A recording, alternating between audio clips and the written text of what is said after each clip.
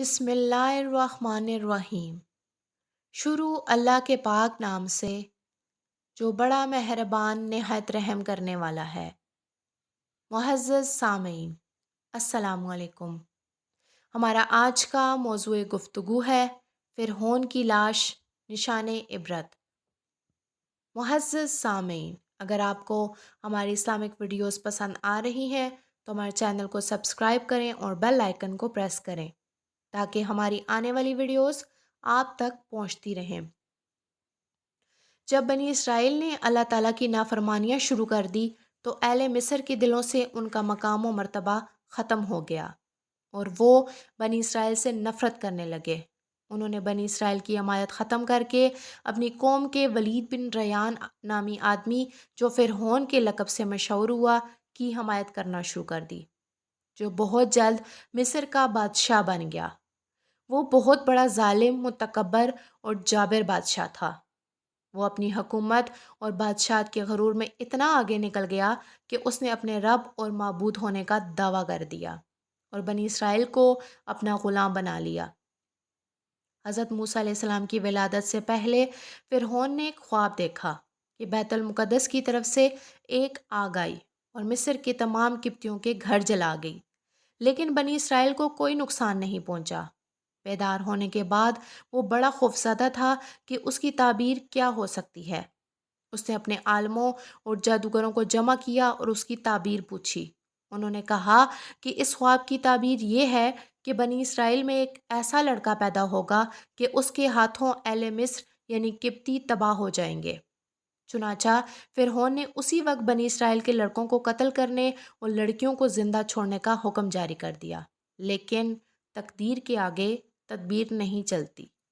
فرعون اپنے خواب کی وجہ سے بہت خوفزدہ تھا۔ اسے اپنی حکومت کے زوال کا خطرہ تھا، اس لیے اس نے ہر ممکن کوشش کی کہ بنی اسرائیل میں کوئی ایسا لڑکا پیدا ہی نہ ہو جو میری حکومت کے زوال کا سبب بنے۔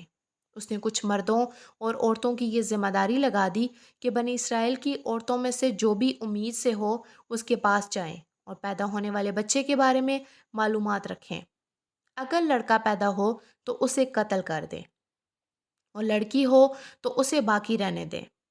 معزز سامعین، ادھر فرعون کی یہ چالیں تھیں، ادھر تقدیر الہی اس پر ہنس رہی تھی اور کہہ رہی تھی کہ اے ظالم بادشاہ، تجھے اپنی افواج کی کثرت، اپنے اقتدار کی طاقت اور وسیع سلطنت پر غرور ہے، لیکن اس عظیم خالق کی طرف سے تو غافل ہے کہ جس کی تقدیر کا کوئی توڑ نہیں، جس کے فیصلوں کو رد کرنے کی کسی کی مجال ہی نہیں۔ حضرت موسیٰ علیہ السلام کی ولادت بھی اسی سال ہوئی جس سال بچے قتل کیے جا رہے تھے۔ اللہ تعالیٰ کی رحمت جوش میں آئی اور اللہ تعالیٰ کو اپنے کمزور بندوں پر رحم آیا جو ابراہیم خلیل اللہ کی نسل میں سے تھے۔ اللہ تعالیٰ نے فرعون، حامان اور ان کے فوجیوں کو یہ دکھانا چاہا کہ جس خوف سے وہ بنی اسرائیل کے بچوں کو قتل کروا رہے ہیں اس کا نتیجہ وہ اپنی آنکھوں سے دیکھیں گے۔ حضرت موسیٰ علیہ السلام کی والدہ نے حمل کے دنوں میں بہت فکر کی اور انہوں نے حمل کے ابتدائی ایام ہی سے بہت احتیاط کی کہ کہیں حمل کی علامات ظاہر نہ ہوں اور دوسروں کو علم نہ ہو۔ اور پھر جب موسیٰ علیہ السلام کی پیدائش ہوئی تو انہوں نے اللہ تعالیٰ کے حکم کے مطابق حضرت موسیٰ علیہ السلام کو صندوق میں بند کر کے دریا میں بہا دیا۔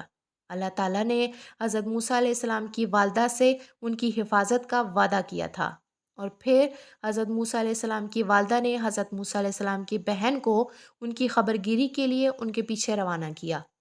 جب وہ صندوق فرعون کے محل کے قریب پہنچا تو فرعون کے نوکر اسے اٹھا کر محل میں لے آئے۔ صندوق میں خوبصورت بچے کو دیکھ کر فرعون کی بیوی آسیہ بہت خوش ہوئی اور بچے کو اپنی پرورش میں لے لیا۔ شہر میں بچوں کو دودھ پلانے والی جتنی بھی عورتیں تھیں سب کو بچہ پیش کیا گیا کہ اسے دودھ پلاؤ۔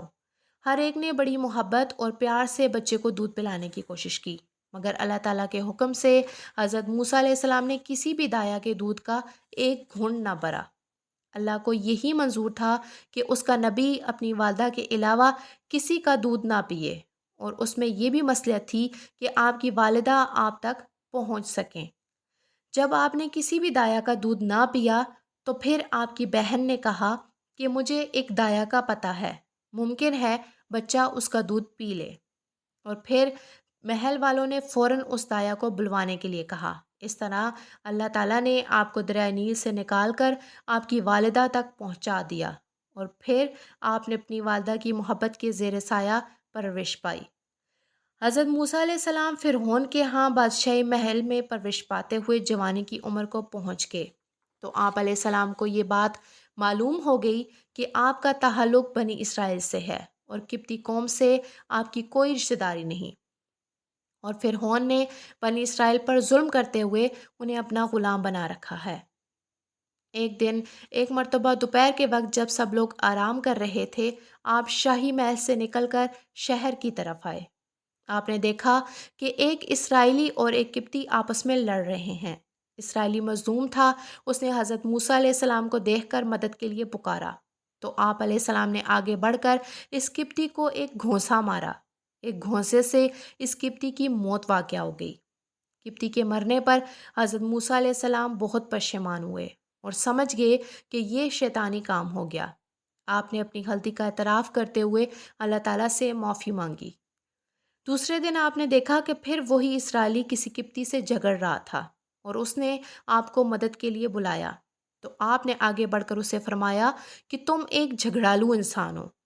وہ اسرائیلی سمجھا کہ آپ علیہ السلام اسے پکڑنا چاہتے ہیں۔ اس نے فوراً چلا کر کہا کہ آپ مجھے بھی قتل کرنا چاہتے ہیں جیسے آپ نے اس قبطی کو قتل کیا۔ تو اس قبطی نے فوراً جا کر فرعون کے دربار میں مخبری کر دی۔ فرعون نے فوری طور پر ایک مجلس منعقد کی، جس میں آخرکار یہ بات طے پائی کہ قصاص کے طور پر موسیٰ علیہ السلام کو قتل کر دیا جائے۔ جب موسیٰ علیہ السلام کو اپنے قتل کی سازش کی اطلاع ملی تو آپ چھپتے چھپاتے مصر سے مدین پہنچ گئے، اور مدین میں اپنی زندگی کے 10 سال آپ نے گزارے۔ وہیں آپ کی ملاقات حضرت شعیب علیہ السلام سے ہوئی۔ حضرت موسیٰ علیہ السلام نے حضرت شعیب کی بہت خدمت کی۔ انہوں نے اپنی بیٹی کا نکاح آپ سے کروا دیا، اور جب 10 سال گزر گئے تو آپ علیہ السلام کو اپنے وطن کی یاد ستانے لگی، اور آپ نے اپنی بیوی کے ساتھ اپنے وطن کی طرف چلنے کا ارادہ کیا۔ جب رات کے وقت طور پہاڑ کے قریب پہنچے تو موسم سرما کی اندھیری رات میں راستے سے بھٹک گئے۔ وہاں آپ نے دیکھا کہ پہاڑ کی جانب سے روشنی آ رہی ہے۔ آپ نے اپنی بیوی سے کہا کہ تم یہیں ٹھہرو، میں وہاں سے آگ لے کر آتا ہوں۔ جب آپ وہاں پہنچے تو معاملہ کچھ اور ہی تھا۔ وہ جگہ تو اللہ تعالیٰ کے نور کی تجلی کی وجہ سے نور کا ٹکڑا بنی ہوئی تھی، جس کے دائیں جانب کی ایک درخت کے درمیان سے ایک آواز آئی، اے موسیٰ، میں ہی اللہ ہوں جو پوری کائنات کا پالنے والا ہوں۔ اللہ تعالیٰ نے حضرت موسیٰ علیہ السلام کو 9 معجزات عطا کیے۔ ابتدا میں اللہ تعالیٰ نے حضرت موسیٰ علیہ السلام کو 2 معجزے دے کر فرعون کی طرف بھیجا، تاکہ آپ انہیں بتائیں کہ میں اللہ کا رسول ہوں اور تم سرکشی چھوڑ کر ایک اللہ کی عبادت کرو۔ فرعون اپنے آپ کو لوگوں کا رب سمجھتا تھا۔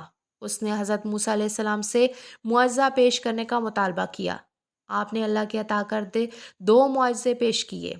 موسیٰ علیہ السلام نے اپنا عصا زمین پر ڈالا تو وہ فوراً ایک جیتا جاگتا ایک بڑا اژدہا بن گیا، اور بغل سے جب اپنا ہاتھ باہر نکالا تو وہ دیکھنے والوں کے لیے سفید چمکتا چاند تھا۔ جب حضرت موسیٰ علیہ السلام نے معجزات پیش کیے تو فرعون نے ایمان لانے کے بجائے کہا کہ یہ تو بہت بڑا ماہر جادوگر ہے۔ اس نے تمام لوگوں سے یہ کہا کہ یہ جادو کے زور سے تمہیں سرزمین سے نکال کر خود قابض ہونا چاہتے ہیں۔ فرعون کی قوم کے سرداروں نے کہا کہ تمام شہروں کے ماہر جادوگروں کو بلا کر ان سے مقابلہ کروا کر انہیں شکست دی جائے۔ فرعون نے تمام شہروں کے بڑے بڑے جادوگروں کو بلوایا اور ملک کے تمام لوگوں کو بھی یہ منظر دیکھنے کی دعوت دے دی۔ جادوگر آپ سے مقابلے کے لیے 2 صفیں بنا کر کھڑے ہو گئے اور مقابلے کا آغاز ہوا۔ پھر جادوگروں نے اپنی رسیاں اور لاٹھیاں پھینکتے وقت جادو کے ذریعے سے لوگوں کی نظر بندی کر دی اور لوگوں پر ہیبت طاری کر دی۔ اب ایسا دکھائی دیتا تھا کہ ان کی رسیاں اور لاٹھیاں زمین پر دوڑ رہی ہیں۔ اللہ رب العزت نے آپ علیہ السلام پر فوراً وحی نازل فرمائی کہ اب آپ اپنی لاٹھی زمین پر ڈالیں۔ لہٰذا جب آپ نے اللہ تعالیٰ کے حکم کی تعمیل کرتے ہوئے اپنی لاٹھی زمین پر ڈالی تو وہ فوراً بہت بڑا اژدہا بن گئی، اور جادوگروں کی تمام لاٹھیوں اور رسیوں کی طرف آ کے انہیں کھا لیا۔ تمام لوگ اور جادوگر حیران رہ گئے۔ وہ یہ سب دیکھ کر سمجھ گئے کہ یہ کوئی جادو یا وہم نہیں، یہ اللہ تعالیٰ کی طرف سے حق ہے جو اللہ تعالیٰ کی قدرت کی صورت میں ظاہر ہوا ہے۔ حقیقت کو سمجھتے ہی تمام جادوگر اور فرعون کی قوم کے بہت سارے لوگ بغیر کسی خوف کے اللہ تعالیٰ کے حضور سجدہ میں گر گئے۔ فرعون نے جادوگروں اور دیگر ایمان والوں پر شدید غصے کا اظہار کرتے ہوئے انہیں سولی پر چڑھا دیا۔ جب فرعون اور اس کی قوم سرکشی میں مبتلا ہو گئی تو اللہ رب العزت نے ان پر قحط کا عذاب بھیجا۔ اس کے بعد ان پر بارشوں کا عذاب آیا، اور پھر جب ٹڈیوں کا عذاب آیا تو انہوں نے باغات، کھیت، سبزیاں سب کچھ چاٹ لیا۔ 7 دن قبطی اس عذاب میں رہے، اور پھر ان پر جوؤں کا عذاب آیا جو ان تمام لوگوں کا خون چوستی تھی، اور پھر ان پر خون کا عذاب آیا، ان کے استعمال کا تمام پانی خون بن گیا۔ اللہ رب العزت نے حضرت موسیٰ علیہ السلام کی دعا پر قوم فرعون پر مختلف عذاب نازل فرمائے تاکہ وہ غفلت سے بیدار ہو سکیں، مگر جب وہ ظلم و ستم سے باز نہ آئے تو اللہ تعالیٰ نے حضرت موسیٰ کو حکم دیا کہ وہ بنی اسرائیل کو لے کر مصر سے نکل جائیں اور اپنے باپ دادا کی سرزمین کنعان چلے جائیں۔ وہاں جانے کے 2 راستے ہیں، ایک خشکی کا اور دوسرا پانی کا۔ اللہ تعالیٰ کی مصلحت کا تقاضا یہ ہے کہ بنی اسرائیل خشکی کا راستہ چھوڑ کر دریائی راستہ اختیار کریں۔ فرعون کو جب اس بات کی خبر ہوئی تو وہ اپنے لشکر سمیت حضرت موسیٰ علیہ السلام کے تعاقب میں نکلا۔ فرعون جب اپنے لشکر سمیت حضرت موسیٰ علیہ السلام کے قریب پہنچا اور بنی اسرائیل انہیں دیکھ کر پریشان ہو گئے تو اللہ تعالیٰ نے حضرت موسیٰ علیہ السلام کو تسلی دیتے ہوئے فرمایا، تم خوف نہ کھاؤ، اللہ کا وعدہ یقیناً سچا ہے، وہ آپ کو نجات دے گا۔ آپ اپنی لاٹھی کو پانی پر ماریں۔ جب آپ نے اپنی لاٹھی کو پانی پر مارا، وہ پھٹ کر 12 راستے بن گئے، اور ہر راستوں کے درمیان پہاڑوں کی طرح پانی کھڑا ہو گیا۔ حضرت موسیٰ علیہ السلام اور بنی اسرائیل نے دریا کو عبور کر لیا۔ فرعون نے جب دیکھا کہ دریا میں راستے بنے ہوئے ہیں تو اس نے بھی اپنی قوم کے ساتھ دریا کو عبور کرنا چاہا۔ جب فرعون اور اس کی فوج دریا کے اندر پہنچ گئی تو دریا اپنی اصلی حالت میں آ گیا، اور فرعون اور اس کی فوج دریا کے اندر غرق ہو گئی۔ اللہ تعالیٰ نے فرعون کو غرق کرنے سے پہلے یہ بات طے کر لی تھی کہ یہ اپنے آپ کو رب کہلواتا ہے۔